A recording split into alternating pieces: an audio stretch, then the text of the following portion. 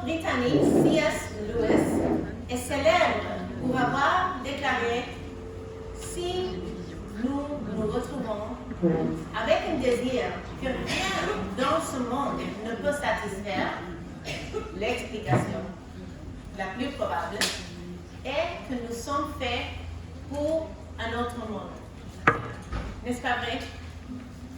Cela a certainement été le cas pour moi. Mettre Dieu au centre de ma quête de joie a contribué à réorienter ma vision de la vie chrétienne et à augmenter ma joie. Car j'ai appris que Dieu nous a créés pour nous délecter en lui. Ce matin, nous avons vu que des siècles auparavant, Saint Augustin avait dit quelque chose de similaire.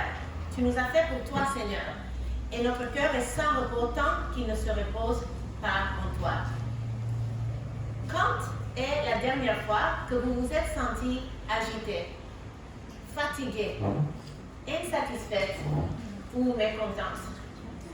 Ou avez-vous déjà souhaité que la vie soit plus simple, plus facile, moins marquée par la peine, le péché et le chagrin?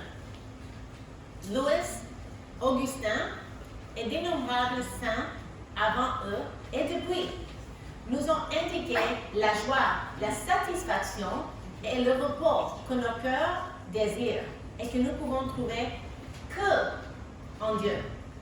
Ils ont également lutté contre des profondes souffrances et pertes et se sont élevés au-dessus du brouillard de leurs circonstances pour déclarer avec le psalmiste: à ta droite se trouvent des délices éternelles. Ce soir, cet après-midi, nous allons plonger dans un psaume qui répond à une question humaine fondamentale. Où se trouve la plus grande joie humaine? Que suggère la Bible concernant cette quête de repos, de bonheur, de paix, de satisfaction, d'épanouissement, de plaisir, de délectation? Ou à l'envers, que prévoit l'Écriture pour nous aider à vivre à l'abri de la peur, de l'anxiété, de l'isolement, de la privation, du désespoir? Tout cela résume la quête de l'être humain et le cœur de Dieu pour nous en tant que ses enfants. À une époque où il est facile de se centrer sur nous dans notre foi, nous sommes nous-mêmes appelés à faire de notre plaisir en Dieu notre objectif. Et ce psaume nous aide à nous réorienter dans notre vision de la vie chrétienne. Et je vous promets qu'au lieu de vous priver de la joie et de la satisfaction en nous retirant du centre de l'équation, cela augmentera notre bonheur en nous apprenant que Dieu nous a créés pour que nous fassions nos délices en lui. Les précieuses vérités de ce psaume ont insufflé la vie dans le cœur des croyants à travers les générations et je prie pour qu'elles en soufflent dans la vôtre. Une passion renouvelée pour notre Sauveur Jésus-Christ. Voyageons ensemble, encore une fois, dans l'ancien Moyen-Orient pour rencontrer le poète par excellence d'Israël, David. Je vous invite à lire dans le psaume 16, commençant au verset 1. Hymne de David. Garde-moi, ô Dieu, car je cherche en toi mon refuge.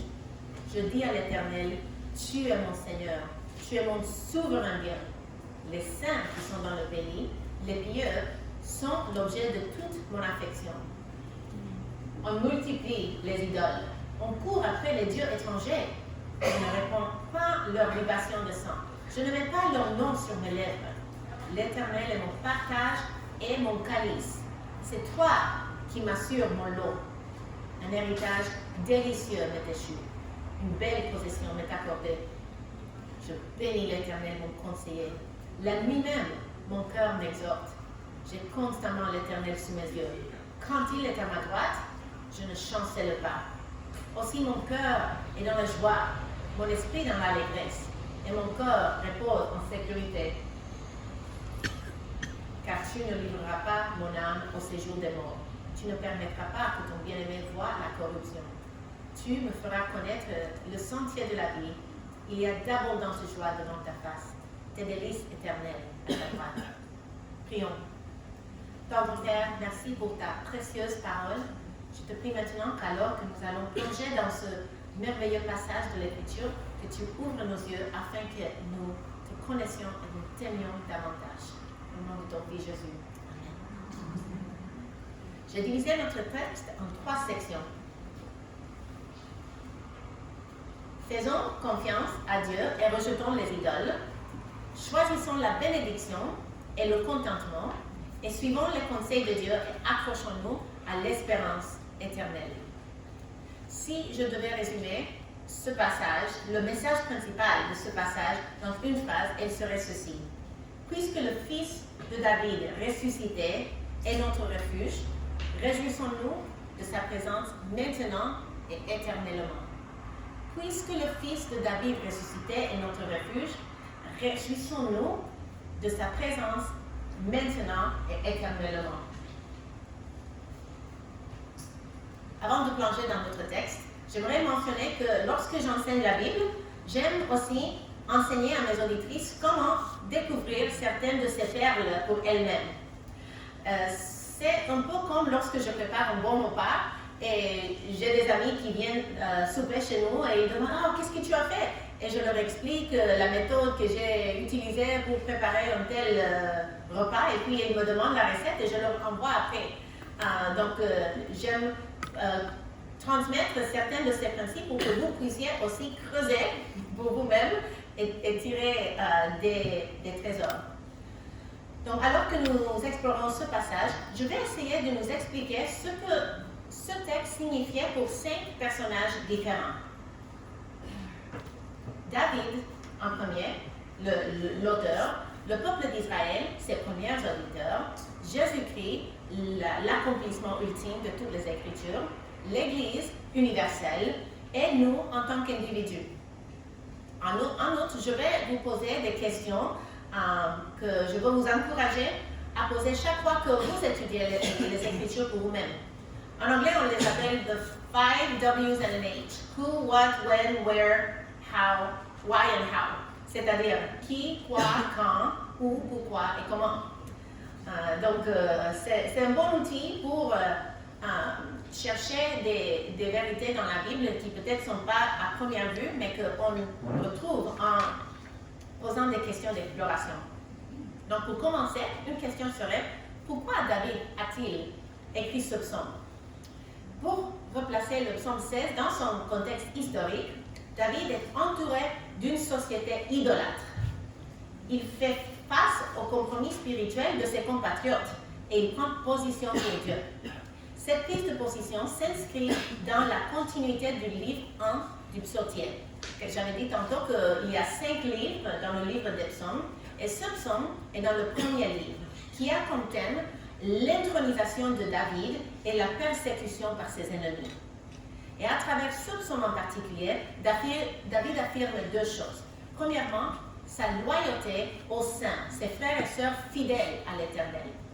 Et deuxièmement, le bonheur suprême qu'il trouve à la droite de Dieu, dans un lieu de faveur, de communion, d'intimité, de sécurité et de joie. La question suivante qu'on pourrait se poser est pourquoi David s'exprime-t-il ainsi? Parce que son cœur déborde de joie et de reconnaissance pour tout ce que le Seigneur est pour lui. Il utilise des images comme Dieu son refuge, son souverain bien, sa portion, sa coupe, celui qui assure son lot et son conseiller. Il ne peut se contenir, ni le dire en modération. Et il veut par ce poème répandre autour de lui une passion pour la gloire de Dieu. Ensuite, il convient de s'interroger comment David développe-t-il cette pensée? Et c'est ici que nous entrons dans le texte en commençant avec les versets 1 et 2, notre première section. Et j'avais intitulé ça « Confions-nous à Dieu et rejetons les idoles ». Hymne de David. Garde-moi, ô Dieu, car je cherche en toi mon refuge. Je dis à l'Éternel, tu es mon Seigneur, tu es mon souverain bien. ces paroles servent d'introduction au psaume. Et quel est le premier mot du premier verset? Le premier verbe? Garde-moi, exactement. On l'a vu tantôt dans l'autre psaume, n'est-ce pas? C'est une phrase récurrente. Et pourquoi est-ce que David demande d'être gardé? Parce que face à ses ennemis, David cherche la protection de Dieu, son refuge et son souverain bien. Et ce n'est pas une phrase trop utilisée dans nos jours. La Septuagint le traduit par « Tu es mon bien suprême ». Et dans la traduction anglaise que j'ai étudiée, cette phrase se traduit par « Je n'ai rien de bon à part toi ». Donc pour David, c'était ce qui découlait de lui, ce qui le passionnait, c'était cette relation intime avec le Seigneur. Et si nous passons maintenant de David à la nation d'Israël, que pensez-vous que ces mots aient pu évoquer pour eux? En méditant ce psaume, ceux qui sont restés fidèles à l'Alliance après la captivité babylonienne et le retour dans la terre promise auraient rejoint les sentiments de David à travers les différentes épreuves, des attaques des ennemis et à l'exil et l'occupation par des forces étrangères. Donc, pour reculer au moment, le livre des psaumes a été compilé dans sa version finale après l'exil, là où vous vous souvenez que Daniel et ses amis sont allés à Babylone. C'est seulement après l'exil qu'ils ont, probablement par Esdras, créé le psautier dans sa forme finale que nous avons aujourd'hui. Donc, les auditeurs du psautier en complet étaient ces fidèles qui avaient été fidèles à l'Alliance et qui étaient retournés dans la terre promise après avoir été exilés en Babylone, ou bien après que leurs parents aient été exilés en Babylone. Donc c'est important de garder à l'esprit parce que ça c'est le contexte des auditeurs qui ont reçu le psautier dans sa version finale. Et si nous considérons ces paroles sur les lèvres de Jésus, est-ce que quelque chose nous vient à l'esprit dans la vie de Jésus? Il lui-même fait preuve d'une confiance et d'une dépendance totale du Père. Et tout au long de son ministère terrestre, il montre à ses disciples le plaisir qu'il prend en Dieu, en passant des nuits blanches à prier et en se levant encore quand il était encore nuit pour chercher la face de Dieu. Et si nous pensons à comment cela parle à l'Église de Christ, nous pouvons nous dire que nous pouvons également chanter ce chant, ce cantique avec notre Seigneur, avec Israël et avec David lui-même. Convaincu qu'en union avec Christ, ces paroles sont tout aussi vraies pour nous que pour ce peuple ancien. Alors que sa nouvelle communauté d'alliance est confrontée à une persécution montante dans le monde entier, elle peut se confier à l'Éternel qui est le refuge de son épouse, l'Église. Et enfin, qu'en est-il de nous en tant qu'individus? Comment ces paroles illustrent-elles le cri de votre cœur, mes sœurs? Si nous sommes honnêtes, nous admettrons que certains jours, c'est vrai, et d'autres jours, on ne ressent pas cette affection, cette passion pour le Seigneur. Certains jours, Christ est notre seul refuge dans les tempêtes de la vie, et dans d'autres jours, nous endormons nos douleurs avec de la nourriture, de la boisson, du divertissement sans intérêt, une activité constante ou bien d'autres plaisirs mondains. Tout dépend de la saison de vie dans laquelle nous nous trouvons, n'est-ce pas? Personnellement, j'ai trouvé que ces paroles étaient plus vraies lorsque j'étais dans des sombres vallées. Et chaque fois que je cherche Christ dans mes moments de détresse, je constate qu'il est encore et encore mon plus grand bien, de loin. Et vous, seriez-vous d'accord pour dire que c'est souvent lorsque nous arrivons au bout de nous-mêmes que nous découvrons notre seul espoir et source de joie durable? C'est lorsque nous sommes coincés dans une impasse que nous nous tournons vers Dieu souvent. Dans la mesure où cela ne reflète pas votre réalité, que ce psaume vous pousse vous servent d'invitation à vous emparer de ces vérités par la foi, pour que Christ redevienne notre refuge et notre souverain bien. Au verset 3 et 4, David développe sa description du bonheur éternel avec les contrastes suivants. Oups. Oh. Désolé. Les saints qui sont dans le pays, les pieux, sont l'objet de toute mon affection. On multiplie les idoles. On court après les dieux étrangers. Je ne répands pas leur libation de sang. Je ne mets pas leur nom sur mes lèvres.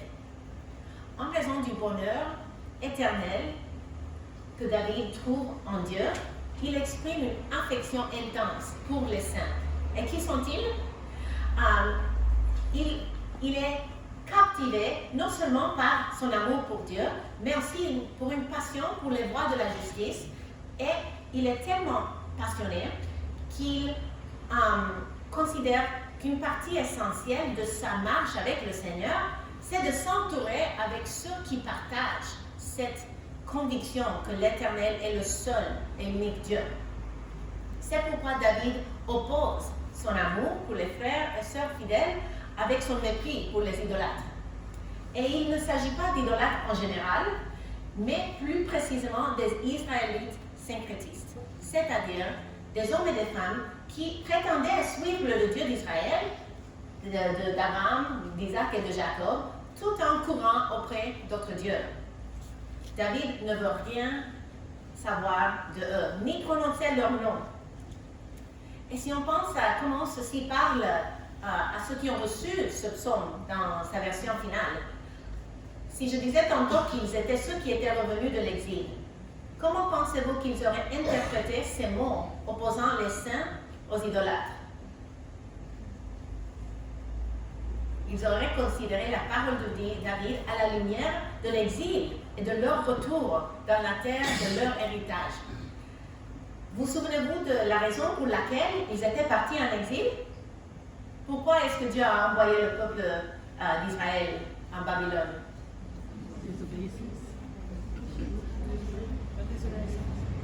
La désobéissance, c'est ça. Ils étaient des idolâtres. Ils avaient mélangé l'adoration de l'Éternel avec l'adoration des dieux païens. Ces paroles auraient dû être un défi pour le peuple d'Israël alors qu'ils réfléchissaient à leur propre choix. Choisiraient-ils de suivre le Dieu saint en demeurant parmi un peuple saint, ou laisseraient-ils l'idolâtrie se répandre comme un fléau sur leur pays et permettant de les détourner des voies de la justice et de l'alliance? Et si nous venons à Jésus-Christ, notre Seigneur, nous savons bien sûr qu'il se réjouissait de la compagnie de ses disciples bien-aimés. Nous savons aussi qu'il a également accueilli et mangé avec des pécheurs, sans jamais compromettre sa sainteté pour cela. Mais ceux dans lesquels il a le plus investi, dans lesquels il a passé le plus de temps, c'était ses disciples. C'est sur eux qu'il a misé et qu'il s'est appuyé même au plus fort de la tentation. Est-ce que vous vous souvenez quand est-ce que le Seigneur a été le plus tenté et quand est-ce qu'il a compté sur le soutien de ses disciples? Exactement. Et comment cela s'applique-t-il à nous en tant qu'Église? En vivant comme le peuple choisi par Dieu, une nation sainte, une sacerdoce royale, tel que décrit dans 1 Pierre 2,9. Je pense qu'on a chanté tantôt, n'est-ce pas? Et c'est le défi que ce passage nous lance aujourd'hui. Allons-nous aimer et cultiver la sainteté au sein de nos communautés de l'Alliance, ou allons-nous sacrifier notre éthique sur l'autel de la pertinence et de l'acceptation de ce monde? Nous devons prier pour que nos églises et nos pasteurs et nos leaders et nos serviteurs restent ancrés dans la vérité et la grâce face aux défis de notre génération. Eh bien, si on pense à nous en tant qu'individus, quel genre de compagnie dois-je entretenir? Jésus ne nous a pas appelés à être des ermites et à quitter ce monde, à vivre isolés. Mais nous devons aussi garder à l'esprit les paroles de Jacques 4, adultères que vous êtes, ne savez-vous pas que l'amour du monde est inimitié contre Dieu? Celui donc qui veut être ami du monde se rend ennemi de Dieu. Comment allons-nous éviter l'amitié du monde dont parle Jacques? En cultivant des relations de personnes pieuses. Et je dois admettre que depuis la pandémie, cela est devenu difficile, plus difficile pour certains d'entre nous, car il est facile de devenir antisocial, d'aller au boulot, de rentrer fatigué et de laisser tomber les rencontres entre frères et sœurs. Mais scroller sur Facebook et s'envoyer un SMS de temps en temps ne peut jamais remplacer la communion face à face dont nous avons tant besoin. Surtout si nous voulons éviter de tomber dans l'idolâtrie contre lequel David nous avertit. Et ce qui est difficile pour nous en Occident, c'est que l'idolâtrie est si subtile. Quand j'étais au Sénégal, il y avait littéralement des endroits où les animistes offraient des animaux en sacrifice à leurs fétiches. Mais ici, on est dans un contexte beaucoup moins explicite. Pour l'époque de David, c'était aussi clair comme l'eau de roche. Les Juifs offraient littéralement des sacrifices aux dieux païens et parfois, ils offraient même leurs propres enfants sur ces autels. Mais qu'en est-il de nous? Quelles sont, selon vous, les idoles de notre génération? Pensez-y un instant. Quels sont les endroits, les activités, les choses que nous pourrons laisser devenir des idoles? Le sport, le téléphone. Oui. On peut permettre que les téléphones, les réseaux sociaux, les influenceurs sur les réseaux sociaux, les stars de Hollywood, les athlètes professionnels et les politiciens deviennent nos idoles. Nous faisons même des idoles des théologiens et des pasteurs, et même de nos propres pasteurs. Et de plus en plus, nous prosternons pas devant des images taillées, comme faisait le peuple d'Israël et des nations païennes, mais nous inclinons nos cœurs vers les idoles du matérialisme, de la réussite professionnelle, de la technologie, de l'image de soi, des relations, de l'idéologie politique, des loisirs, du confort, de la sécurité, de l'approbation et du patriotisme même. C'est pourquoi nous avons besoin les uns des autres, en tant que frères et sœurs en Christ, et de la force de l'Esprit pour nous aider à identifier et à abattre ces idoles qui menacent notre foi. Fortifions-nous les uns les autres avec la vérité que ce psaume nous enseigne. Puisque le Fils de David ressuscité est notre refuge, réjouissons-nous de sa présence maintenant et éternellement. Jusqu'à présent, dans la première partie de ce psaume, nous avons été invités à faire confiance à Dieu et à rejeter les idoles. Passons maintenant au verset 5 à 7, qui nous propose que nous choisissions la bénédiction et le contentement.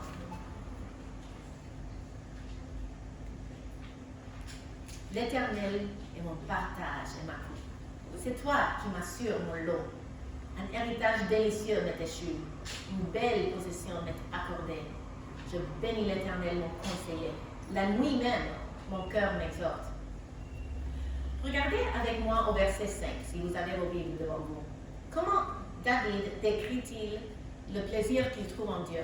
En quel genre de terminologie? Quelle image est-ce qu'il utilise? Au verset 5.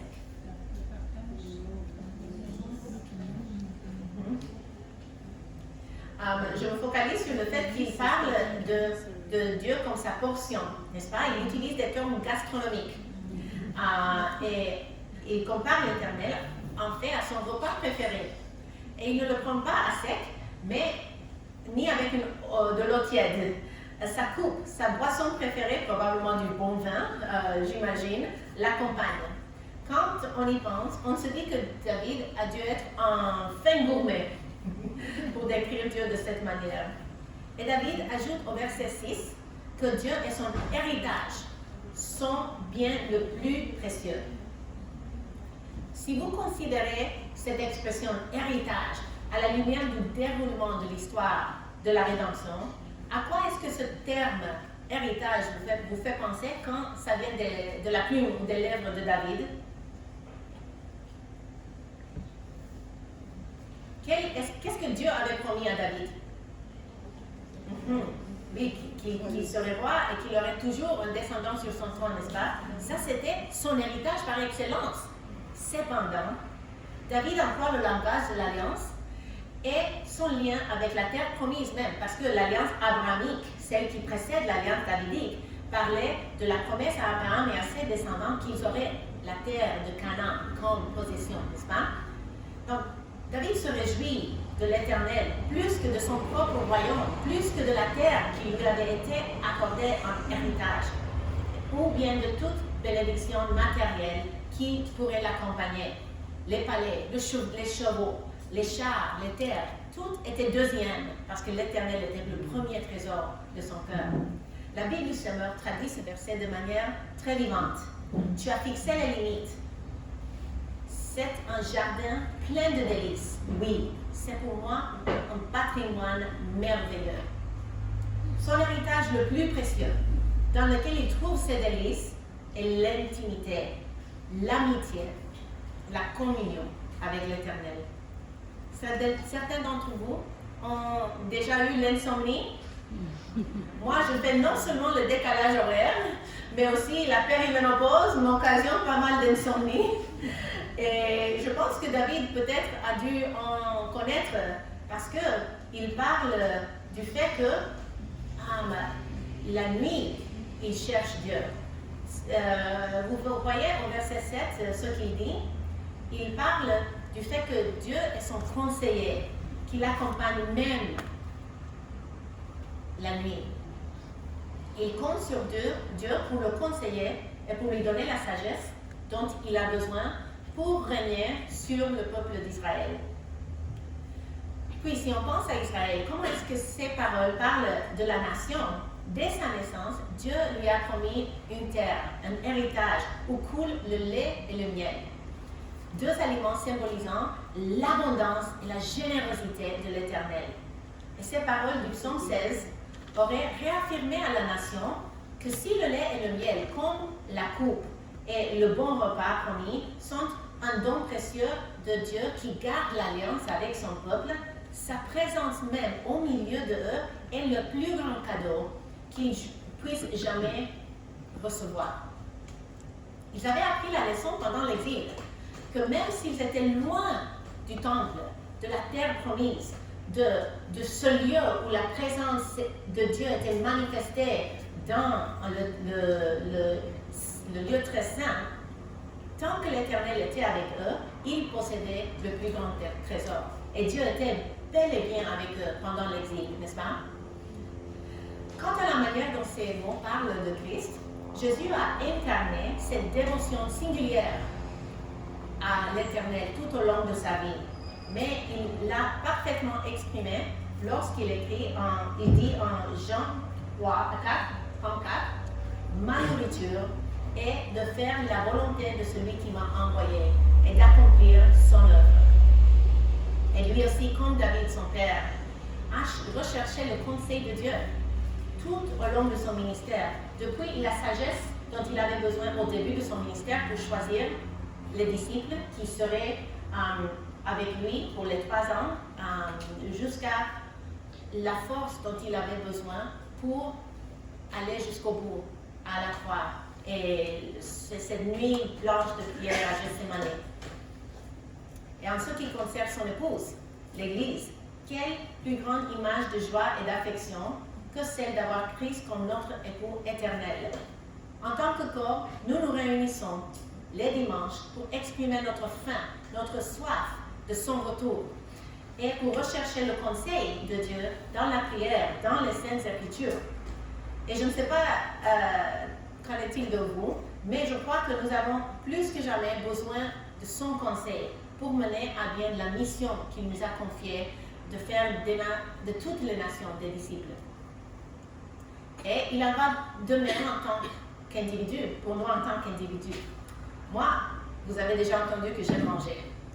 Et je pourrais parler de la nourriture pendant des heures. Et ma fille Isabella et moi, nous nous sommes déjà régalés de la gastronomie française. Et j'ai hâte de découvrir plein d'autres plats dans les jours qui nous restent avant de rentrer au Canada.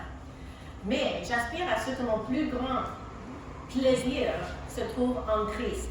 Et lorsque je constate que ce n'est pas le cas, le remède pour moi pourrait être de jeûner et d'exprimer mon désir pour lui de plus en plus. Parce que je ne veux pas que ma plus grande faim soit pour rien d'autre que lui. Je veux que ma plus grande faim soit pour que son règne vienne et pour que sa volonté soit faite. Puisque le Fils de David, ressuscité, est notre refuge, réjouissons-nous dans sa présence maintenant et éternellement. Pour résumer, au verset 1 à 4, David nous invite à faire confiance à Dieu et à rejeter les idoles. Ensuite, au verset 5 et 6, il nous exhorte à choisir la bénédiction et le contentement. Et maintenant, dans la troisième partie, il nous invite à suivre les conseils de Dieu et à garder l'espoir. J'ai constamment l'Éternel sous mes yeux. Quand il était à ma droite, je ne chancelle pas. Aussi mon cœur est dans la joie, mon esprit dans l'allégresse, et mon corps repose en sécurité. Car tu ne livreras pas mon âme au séjour des morts. Tu ne permettras pas que ton bien-aimé voie la corruption. Tu me feras connaître le sentier de la vie. Il y a d'abondantes joies devant ta face, des délices éternelles à ta droite. Est-ce que dans ce passage que je viens de lire, vous pensez à un texte du Nouveau Testament qui cite ce passage? Est-ce que ça vous dit quelque chose? Quelqu'un saurait me dire quand est-ce que dans le Nouveau Testament cela a été cité? Oui. Je crois que c'est Pierre qui prêche et qui explique que c'est pas question de David parce que David est mort et il s'est fait proposer et que c'est Christ qui a pas David. Exactement. Merci, exactement. Ça parle de Pierre qui, le jour de la Pentecôte, en Acte 2, verset 25 à 28, a proclamé que ces paroles étaient une prophétie de Jésus-Christ.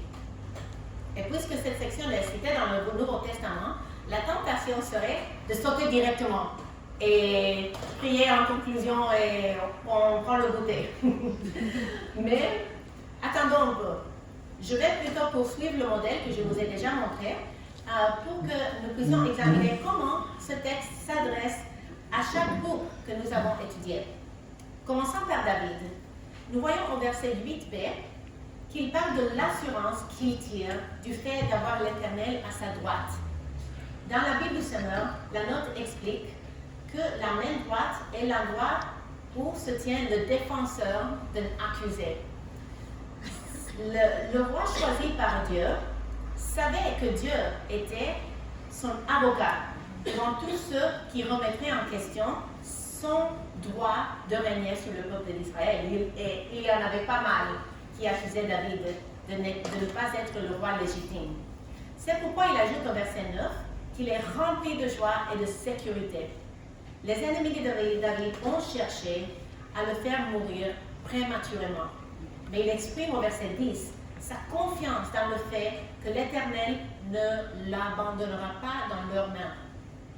Et la relation intime qu'il partage avec Dieu ne prendra pas fin lorsqu'il rendra son dernier souffle. Car l'enveloppe de son être demeurera dans le séjour des morts, mais il a un espoir au-delà du tombeau. Et au verset 11, il nous dit que l'Éternel le conduira à la vie éternelle en sa présence, où il jouira pleinement des plaisirs qu'il n'avait goûtés qu'en partie avant, à la droite de Dieu. Ce terme apparaît pour la deuxième fois dans ce verset, et dans la première fois au verset 8, ça décrit la présence protectrice de l'Éternel tout près de David. Et dans cette deuxième fois, ça décrit le faveur, la place d'honneur que David trouve tout près de l'Éternel lui-même. Ensuite, si nous pensons au reste fidèle de la nation d'Israël, ils auraient trouvé dans ces versets l'assurance qu'en tant que peuple choisi, ils seraient finalement délivrés de leurs ennemis et entreraient dans le repos éternel. L'alliance abrahamique le promettait, tout comme l'alliance davidique. Donc l'alliance abrahamique leur promettait une terre, mais aussi une terre au-delà. C'était prévu, c'était comme une ombre. Mais nous savons que Dieu leur avait promis un repos qui attendait encore la venue de Jésus-Christ. Et l'alliance davidique leur promettait un roi qui régnerait pour toujours. Et David n'avait pas de fils sur le trône au moment de l'exil et du retour de l'exil. Donc ils attendaient encore l'accomplissement de cette promesse. Et c'était le fils de David, éternel, qui régnerait pour toujours sur le trône de son père. Et pendant l'exil, sous la domination étrangère, le reste fidèle s'est accroché à ces paroles comme à une promesse faite à eux en tant que peuple. Et si nous passons à Jésus, nous voyons à la fois l'incarnation parfaite et l'accomplissement ultime de ces paroles. Sa vie a été guidée par l'Éternel qui était son défenseur devant ses accusateurs, ses ennemis. Le tombeau vide a été sa justification devant eux et l'accomplissement de la promesse qui avait été écrite si longtemps auparavant par David. Au sens le plus littéral du terme, notre Sauveur ressuscité n'a pas connu la décomposition. Comme tu as dit, Pierre a dit que Jésus est ressuscité 3 jours après et que son corps n'a pas été corrompu comme celui de David. Il est ressuscité des morts et il est monté à la droite du Père, où il retrouva la joie et le plaisir et l'intimité dont il avait joui avec le Père dans l'éternité infinie du passé. En ce qui concerne l'Église, nous pouvons nous aussi être assurés qu'il est notre défenseur. En effet, nous avons aussi un ennemi. En Apocalypse 12, 10, il est appelé l'accusateur des frères. Et nous avons aussi un grand souverain sacrificateur, le Seigneur Jésus-Christ, qui vit toujours pour intercéder pour nous, comme dit Hébreux 7, 25. Bien sûr, jamais Jésus n'a promis que son Église ne souffrirait pas de la persécution. Au contraire, l'Écriture nous donne la certitude. Mais il prononce ces paroles d'assurance dans Matthieu 16, 18. Je bâtirai mon Église, et les portes du séjour des morts ne prévaudront point contre elle. Et un jour glorieux, nous nous rassemblerons autour du trône en tant que rachetés de tout peuple, toute langue et toute nation. Et nous adorerons l'agneau qui a été immolé, selon Apocalypse 5, 9. Et cela me se remplira nos cœurs d'une joie débordante. J'ai tellement hâte. Enfin, si on pense à nous en tant qu'individus, comment est-ce que ces promesses parlent? Nous avons vu précédemment qu'ils s'appliquent à l'Église. Et ces versets ont beaucoup à nous dire en tant qu'individus aussi. Ils nous attirent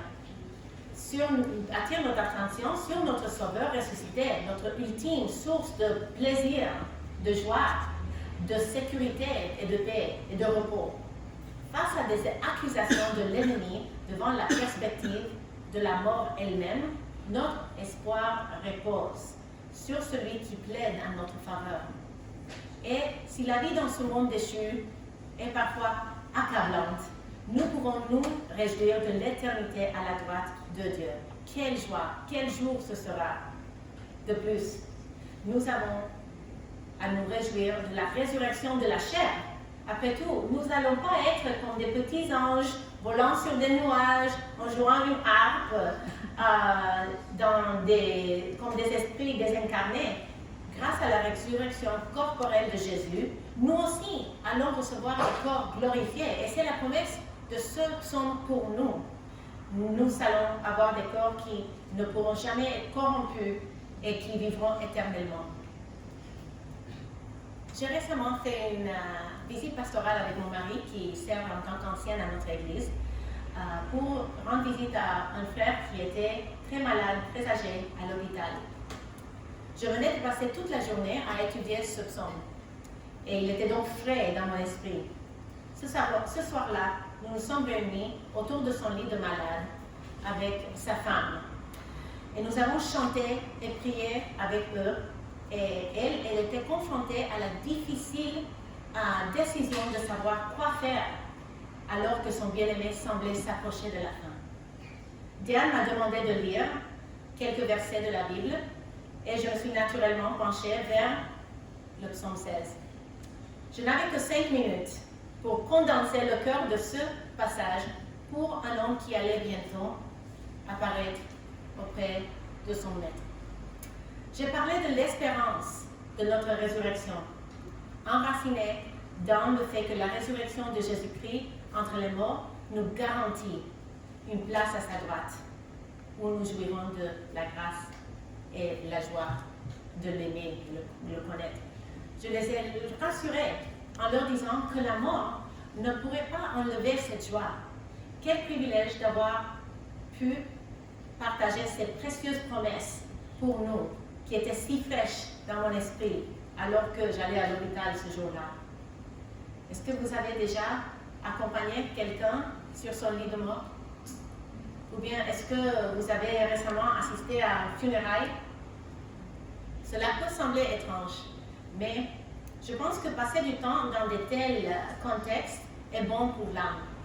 Nous avons beaucoup à apprendre à accompagner quelqu'un dans ces derniers moments ou en les voyant reposer en terre. Cela devrait nous émouvoir de penser qu'un jour, les gens auront un service de ce type pour nous-mêmes. Un jour, mon corps et le vôtre reposeront également en terre, à moins que Christ ne revienne. La raison pour laquelle nous devrions permettre à notre esprit d'envisager ce jour-là est que cela devrait nous inciter à vivre chaque instant de notre vie avec la fin en vue. Comment cela affectera-t-il la façon dont nous vivons notre vie chrétienne aujourd'hui? Comment cela affectera-t-il les décisions que nous prenons concernant l'avenir? Le fait de penser à la tombe devrait également nous inciter à nous rappeler que le temps que nous passons ici est court, la mort nous touchera tous et seul Dieu peut nous préserver de la mort. David avait cette certitude et il nous a écrit un magnifique poème ou bien un chant pour partager cette espérance avec nous. Et comment nous préservera-t-il? Autrement dit, comment délivrera-t-il ces fidèles de la mort, corps et âme? Nous allons tous mourir, mais ceux qui mettent leur confiance en Jésus seront ressuscités. Et la mort de Christ pour nos péchés et sa résurrection au 3e jour nous rassure notre propre victoire sur le tombeau. Si vous êtes ici aujourd'hui et vous n'avez pas encore mis votre confiance dans le Sauveur ressuscité, n'attendez plus. Venez me parler avec une des femmes qui organise cette conférence ou à l'ami qui vous a invité. Ne quittez pas cet endroit ce week-end sans avoir réglé la question de votre espérance éternelle. Puisque le Fils de David ressuscité est notre refuge, réjouissons-nous de sa présence maintenant et éternellement. Amen. Je voulais seulement vous partager que si vous voulez suivre mon ministère, je suis sur Facebook, Angie Velasquez Thornton, et j'aime avoir beaucoup d'amis si vous voulez m'ajouter comme votre ami. J'ai ma chaîne YouTube, c'est simplement Angie Thornton, et j'ai des vidéos des enseignements que j'ai donnés. Donc je filme, ma fille vient de me filmer, donc je mets ça sur ma chaîne YouTube et il y a d'autres